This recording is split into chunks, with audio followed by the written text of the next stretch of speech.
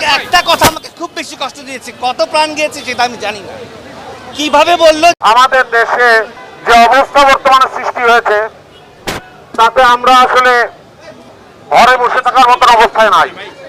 গোলাগুলি, হত্যা, রক্ত এগুলো দেখতে চাই না। এগুলোর বাইরে আমরা থাকতে চাই, আমরা শান্তি চাই।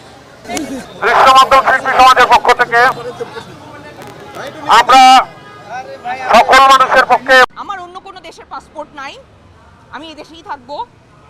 এই দেশটা আমার, আমাদেরকেই সংস্কার করতে হবে। যারা গ্রেফতার হয়েছে তাদের মুক্তি চাই, যেসব হত্যা হয়েছে সেগুলোর বিচার চাই। এই জায়গা থেকে আপনারাও সাড়া দিয়েছেন, একটু জানতে চাইবো।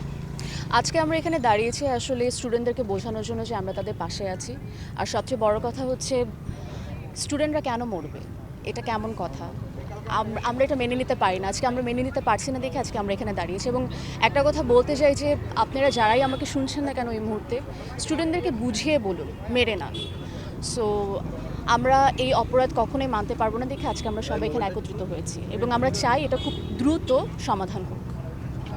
অনেকে আসলে সরকার পক্ষ থেকে বলা হচ্ছে রাজাকারের বলা হচ্ছে, তা নিয়ে আসলে তারা মুভমেন্ট করছেন শুরু থেকে। আমরা যেটা দেখেন অনেক কিছুই হচ্ছে, এখন কথা বলে তো কথা শেষ হবে না। আমরা সব কিছু শেষে এটাই চাই সব কিছু শান্তিপূর্ণভাবে শেষ হোক এবং আর একটি প্রাণও যাতে না যায়।